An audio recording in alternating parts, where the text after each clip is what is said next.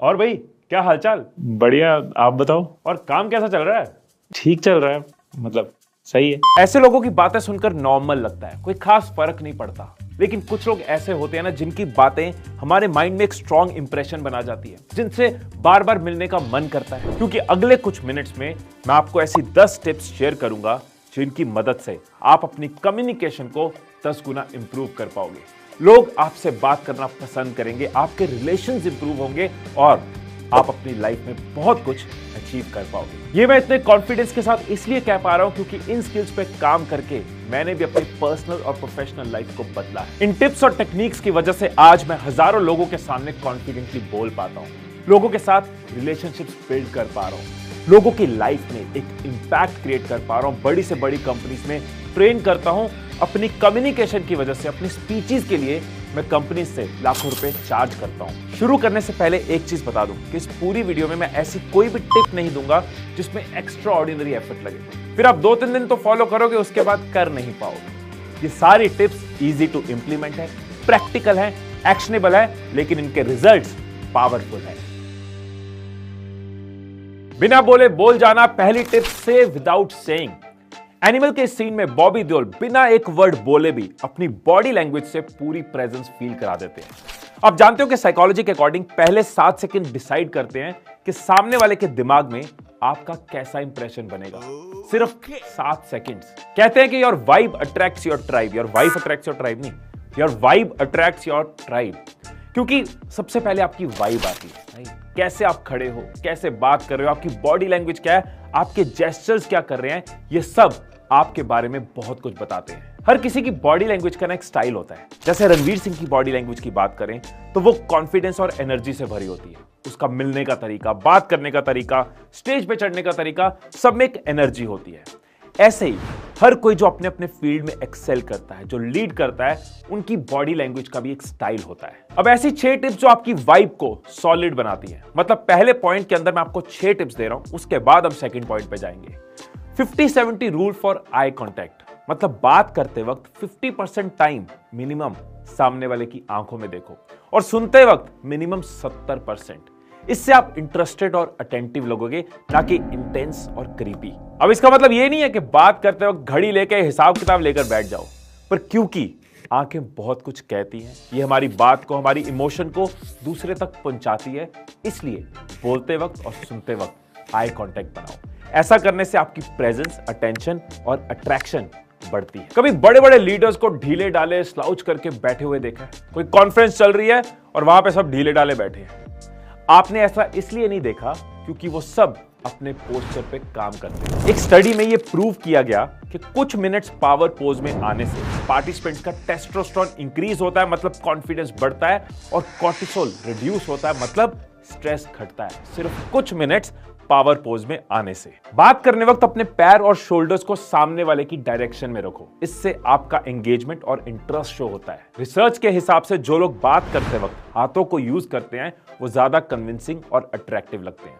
लेकिन ध्यान रहे, अगर आप बिल्कुल हाथों की यूज मिनिमल करते हो तो आप बहुत कॉन्फिडेंट नहीं लगते, और अगर आप बहुत ज्यादा हाथों की यूज करते हो, अपनी बात कहने वक्त बहुत हाथ यूज होते हैं, तो आप नर्वस लगते हो। क्रॉस्ड आर्म्स के साथ बैठना दिखाता है कि आप अनअप्रोचेबल हो या अनफ्रेंडली हो, या आप में एक एटीट्यूड है, आप दूसरों से डिस्टेंस रखते हो। लेकिन अगर आप हाथ जोड़ के बैठे हो या हाथ अपनी लैप पे लेके बैठे हो तो नजर आता है कि आप ओपन हो, फ्रेंडली हो। कुछ भी इतना अजीब नहीं हो सकता जितना एक आधा अधूरा सा हैंडशेक होता है। कुछ लोग करते हैं ना ऐसे ढीला डाला सा हैंडशेक, ये नहीं होना चाहिए, और इतना सॉलिड भी नहीं होना चाहिए कि सामने वाले का हाथ टूट जाए। सो हैंडशेक करते वक्त ना बहुत टाइट पकड़ो और ना बहुत लूज, एक स्टेडी ग्रिप हो, और 1-2 सेकंड्स के लिए हैंडशेक करो और साथ में आई कांटेक्ट मेंटेन करो। Second tip, empathy.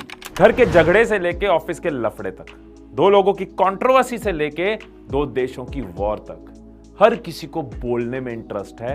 In reality कोई सुन नहीं रहा। एम्पैथी का मतलब क्या है? एम्पैथी मतलब सिर्फ सुनना नहीं, सामने वाले की इमोशंस को समझना। फॉर एग्जाम्पल, आपको कोई कहता है कि मेरा एग्जाम क्लियर नहीं हुआ, और आप कहते हो कि बुरा लगा, अच्छा नहीं लगा सुन के। एम्पैथी कहती है कि उसकी फीलिंग, उसके थॉट्स, उसके पेन, उसके मूड को समझो। मतलब खुद को उस जगह पे रखो कि अगर आपका एग्जाम क्लियर ना हुआ होता, आपको ये न्यूज मिलती, तो आप कैसा फील करते। इस फीलिंग के साथ जब आप जवाब देते हो ना तो वो एम्पैथी से निकलता है और ये कम्युनिकेशन आपके रिलेशंस को रियल बनाती है। Third tip, the sweetest sound. इस गुलाब जामुन से भी कुछ मीठा अगर लोगों को लगता है ना तो वो है अपना नाम। हर किसी को अपना नाम बहुत इंपॉर्टेंट होता है, इसीलिए सब मेक श्योर करते हैं कि उनका नाम सही तरीके से लिया जाए। बहुत से लोग मुझे हिमीश की जगह हिमेश कह के बुला देते हैं और मुझे भी अच्छा नहीं लगता। और एक कंपनी है जो इस चीज को अच्छे से समझती है और वो है स्टारबक्स। जब आप वहां ऑर्डर करते हो वो आपका नाम कप के ऊपर लिखते हैं, फिर पूरे कैफे में आपका नाम लिया जाता है। आप कप लेने जाते हो, एक तो आपका नाम है, आपको अच्छा लगता है, कप पे पढ़ते हो अच्छा लगता है, फिर लोग इसको सोशल मीडिया पे डालते हैं और स्टारबक्स की फ्री मार्केटिंग होती है। तो जब भी आप किसी को मिलते हो तो याद रखना उनको भी उनका नाम बहुत प्यारा है। उनका नाम कन्वर्सेशन में लाओ, उनका नाम याद रखो, उनका नाम अच्छे से लो। अब टिप नंबर 4। यार टिप नंबर 4 तो अमिताभ बच्चन से करवाते हैं ना, आने वाले थे ना, आए नहीं अभी तक। अरे बच्चन सर, आपको मिलना बहुत मुश्किल, आप मिलते ही नहीं हो। तुम लोग मुझे ढूंढ रहे हो और मैं तुम्हारा यहाँ इंतजार कर रहा हूँ। तो मैं सबको बता दूं कि बच्चन साहब को मैं बहुत टाइम से जानता हूं, बहुत पुराना रिश्ता हमारा। रिश्ते में तो हम तुम्हारे बाप होते हैं। सर ऐसे बात नहीं कर सकते आप, ये गलत है। कौन सा कानून पढ़कर आए हैं आप? अच्छा ठीक है, एक ऑटोग्राफ मिल जाएगा आपका, एक साइन मिल जाएगा। जाओ पहले उस आदमी का साइन लेकर आओ जिसने मेरे बाप से साइन लिया था। आपने देखा कैसे बिग बी अलग अलग इमोशंस को इतना पावरफुल तरीके से डिलीवर करते हैं। उसका कारण है हमारा tip number 4, voice modulation and tone. कैसे आप इसको इंप्रूव कर सकते हो? 3 P's इस पॉइंट में आपको दे रहा हूं जिससे आप भी अपनी वॉइस मॉड्यूलेशन एंड टोन पे काम कर सकते हो।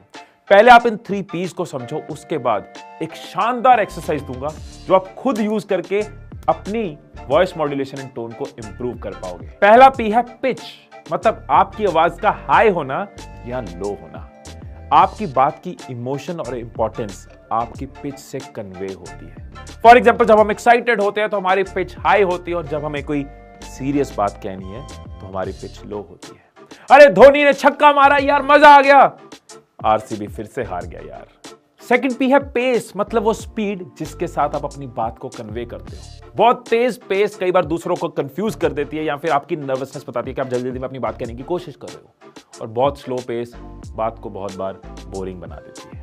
अपनी पेस से भी आप बताते हो कि उस बात की इंपॉर्टेंस और इमोशन क्या है। नॉर्मल बात पे आपकी पेस मॉडरेट हो जाती है कि यार मैं सोच रहा हूं कि आज रात को कहीं बाहर डिनर करने चले, और इंपॉर्टेंट बात पे भी आपकी पेस बदलती है। देख, हमारे बीच में मिसअंडरस्टैंडिंग है, हमें बैठना चाहिए और इसको सॉल्व करना चाहिए। तीसरा पी, जो सुनने में आपको लगेगा इतना नॉर्मल सा पॉइंट, लेकिन maximum stand up comedians, maximum public speakers, orators इसको अपना सबसे इंपॉर्टेंट टूल मानते हैं। और वो पी है पॉज। पॉज कितना इंपॉर्टेंट है मैं आपको कुछ क्लिप्स से दिखाता हूं। सो के कैसे उठते हो? ऐसे, गलत।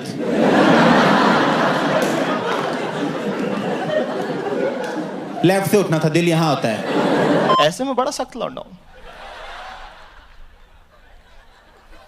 लेकिन यार यहां में पिघल गया। अब एक ऐसी एक्टिविटी दे रहा हूं जिससे आप भी पब्लिक स्पीकर्स की तरह, ओरेटर्स की तरह अपनी पिच, पेस और पॉज पे काम कर पाओगे। आपकी बात और इंपैक्टफुल हो जाएगी। सिंपल सी एक्टिविटी है।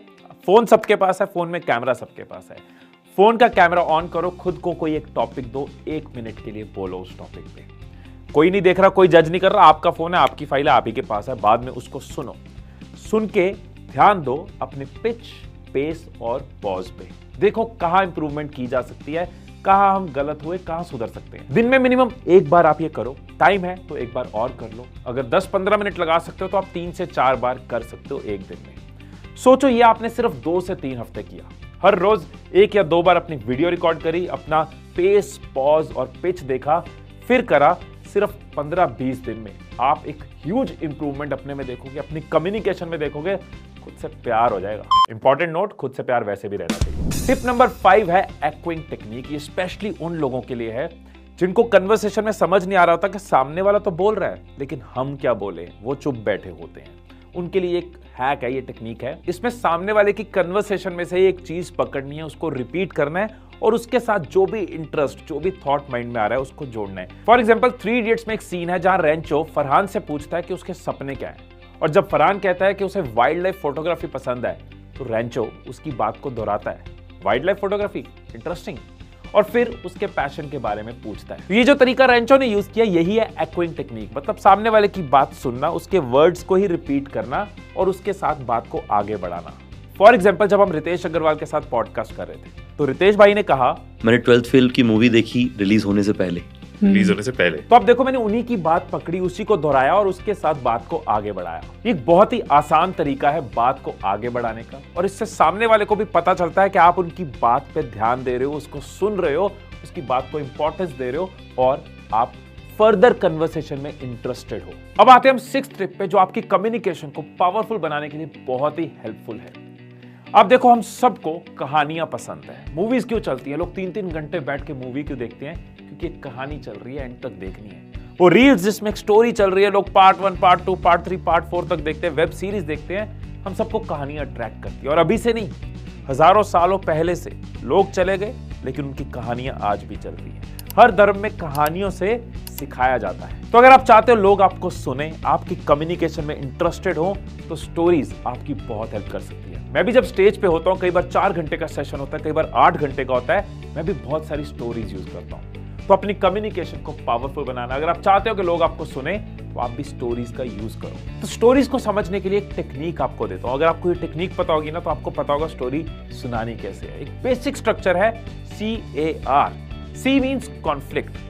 कोई भी मूवी देख लो, कोई भी कहानी देख लो, कोई एक कॉन्फ्लिक्ट है। A is action. उस कॉन्फ्लिक्ट को सॉल्व करने के लिए एक्शन हो रहा है, एक्शन के साथ होप आ रही है, एक्शन के साथ ड्रामा आ रहा है, एक्शन के साथ सस्पेंस आ रहा है, एक्शन में हम इंटरेस्टेड हो रहे हैं। And R is result. जिस रिजल्ट तक पहुंचने के लिए वो एक्शन हो रहा था। एग्जाम्पल, हीरो गरीब है, हीरोइन अमीर है, दोनों में प्यार हो गया और बाप को ये पसंद नहीं है, कॉन्फ्लिक्ट। अब होता है एक्शन, या तो वो उसको मनाता है या उससे लड़ता है। ये सारा एक्शन है जो हमें एक उम्मीद है, एंड में क्या होगा, एक सस्पेंस है, हम जुड़े हुए हैं। एंड एंड इज रिजल्ट, या बाप मान गया, या बाप मर गया, या कुछ हो गया।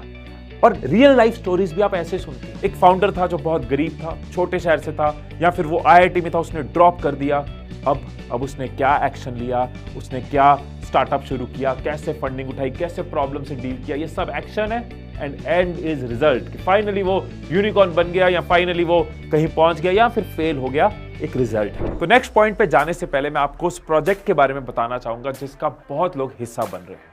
मेरी एक लाइफ चेंजिंग वर्कशॉप है, जिसमें हम आपकी कंफ्यूजन्स को क्लैरिटी में बदलते हैं, आपके फियर्स, आपकी हेजिटेशंस, उनको हम कॉन्फिडेंस में बदलते हैं, आपकी प्रोक्रास्टिनेशन, उसको हम एक्शन में बदलते हैं। इसमें कुछ शीट्स हैं, कुछ टूल्स हैं जिनको आप यूज करते हो और अपनी लाइफ चेंज कर पाते हो। मैंने इंडिया की कई टॉप कंपनीज और इंस्टीट्यूशन में लाखों लोगों को ट्रेन किया है। उस सारे एक्सपीरियंस का निचोड़, उसके कॉन्सेप्ट्स, उसके मेथड्स, वो चीजें जो आपके लिए एक्टिवली काम करेंगी, जो आपको रिजल्ट देंगी, वो सब इस वर्कशॉप के अंदर आपको मिलेगा। और इसको ज्वाइन करने पे आप उस कम्युनिटी का पार्ट बन जाते हो जिसमें सब ग्रोथ माइंडेड है, सब एक दूसरे को सपोर्ट करते हैं, आगे बढ़ना चाहते हैं, एंड साथ में आपको हर महीने एक लाइव सेशन भी मिलता है। तो जितना टाइम आप मूवी देखने में लगाते हो, उतने टाइम में आप अपनी लाइफ चेंज कर सकते हो। और अगर आपको लगे कि ये वर्कशॉप आपको वर्थ इट नहीं लगी, तो मनी बैक गारंटी भी, आप अपने पैसे वापस ले सकते हो।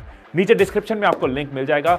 You are more than welcome to join this family. तो आगे हम टिप नंबर 7 पे, स्टोरीज के अलावा अगर किसी की कम्युनिकेशन को कोई चीज इंटरेस्टिंग बनाती है, तो वो है ह्यूमर।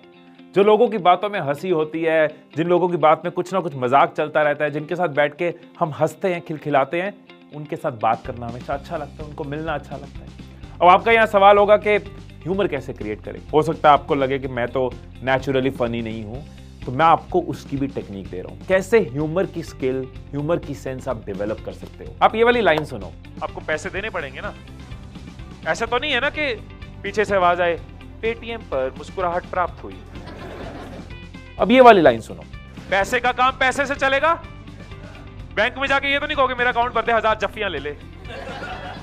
अब देखो, एक नॉर्मल बात को कैसे एंड में पलट दिया। तो आपको क्या करना है, आपको एक वर्ड याद रखना है, स्विच। मतलब कि एक चीज हो रही है, अचानक उसका स्विच बदला कि इसका फनी एंगल क्या हो सकता है। कोई नॉर्मल चीज दुनिया में आप देख रहे हो और एक सेकंड के लिए स्विच बदला कि क्या इसमें कोई ह्यूमर है। कोई बात आप कर रहे हो और सोचा कि क्या इस बात की एंडिंग चेंज कर दूं, स्विच चेंज कर दूं, तो ये बात फनी हो सकती है। सिर्फ ये स्विच माइंड में रख के आप दुनिया को ऑब्जर्व करोगे, लोगों की बातें सुनोगे, अपने साथ बात करते वक्त स्विच को याद रखोगे, तो आप देखोगे कितने मोमेंट्स, कितनी चीजें, कितनी ऑब्जर्वेशंस में आप ह्यूमर क्रिएट कर सकते हो, और धीरे धीरे आपकी ह्यूमर की स्किल डेवलप होती जाएगी। फिर आपकी बातों में ये नेचुरली आना शुरू हो जाएगी। 8th टिप है लेवल डाउन।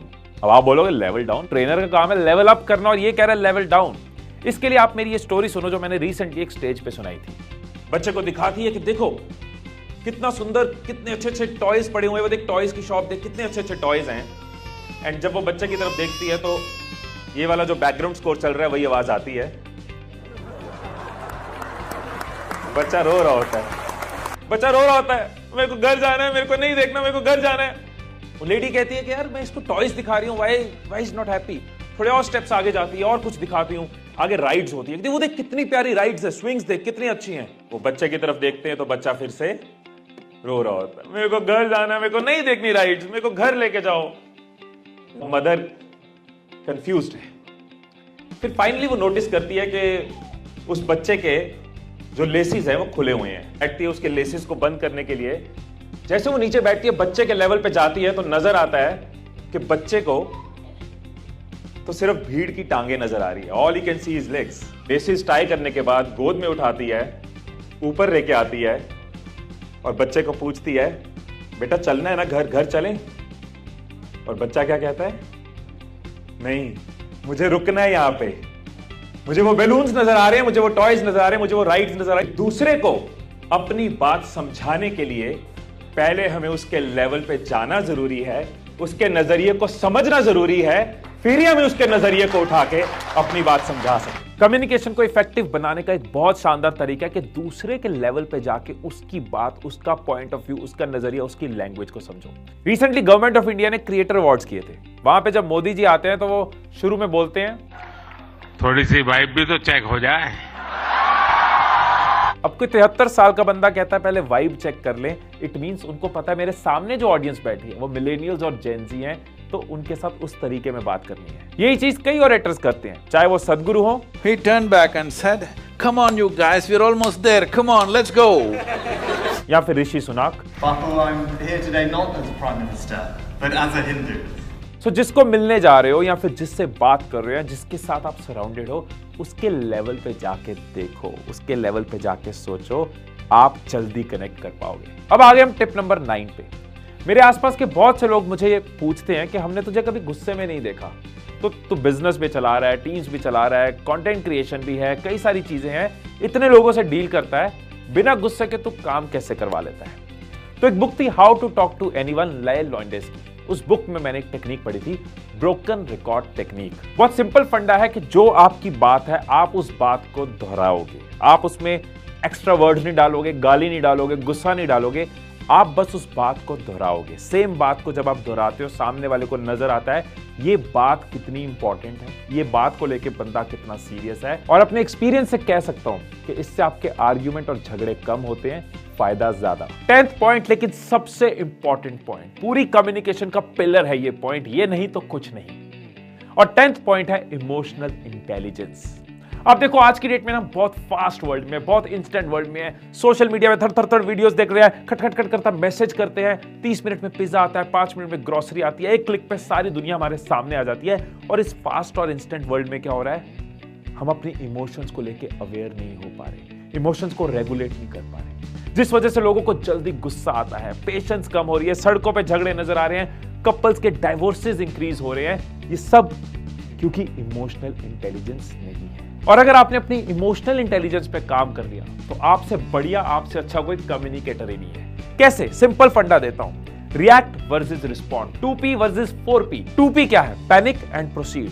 कुछ सुना, अपने तरीके से फटाफट उसको एज्यूम किया, अपने नजरिए से सुना, अपना मीनिंग लिया और प्रोसीड करके, मतलब रिएक्ट कर गए। पर मैं ये भी नहीं कह रहा कि चुप रहो, बोलना जरूरी होता है, अपनी बात रखनी जरूरी होती है, इसलिए 4P जरूरी है। 4P क्या है? Pause, process, plan, proceed. ये है रिस्पॉन्स। एक बार के लिए सोचो, देखो कि आपका ये नजरिया है, सामने वाले का क्या नजरिया है, एकदम से रिएक्ट करने की जगह एक बार इस चीज को डाइजेस्ट कर लूं, फिर मैं प्रोसीड करूं। मतलब जितने आप अवेयर हो उतने आप क्लियर हो।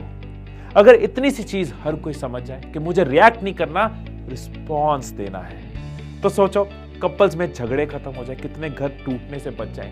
पेरेंट्स अपने बच्चों को बोलने से पहले और बच्चे अपने पेरेंट्स को बोलने से पहले इतना सोच लें कि रिएक्ट नहीं करना, रिस्पॉन्ड करना है, तो कितनी फैमिलीज खूबसूरत हो जाएं। सड़कों पे या ऑफिस में अगर रिएक्शंस रिस्पॉन्स में बदल जाएं तो हर कोई हंसता मुस्कुराता नजर आए। इतनी पावर होती है कम्युनिकेशन में, ये दुनिया कम्युनिकेशन से ही चलती है। अगर कम्युनिकेशन के ऊपर लोग काम कर रहे हैं, ये दुनिया बेहतर होती जाती है, प्रोडक्टिव होती जाती है, मिलकर चलती है, हर कोई खुश रहता है। और अगर कम्युनिकेशन ही कमजोर है तो दुनिया खराब होती जाती है, लोग झगड़ते जाते हैं, स्ट्रेस बढ़ता जाता है, एंजाइटी बढ़ती जाती है। और अगर आपको भी लगता है कि यस, हर किसी को अपनी कम्युनिकेशन को इंप्रूव करते रहना चाहिए, तो इस वीडियो को दूसरों के साथ जरूर शेयर करना और दूसरों की जिंदगी में खुशियों को कंट्रीब्यूट करना।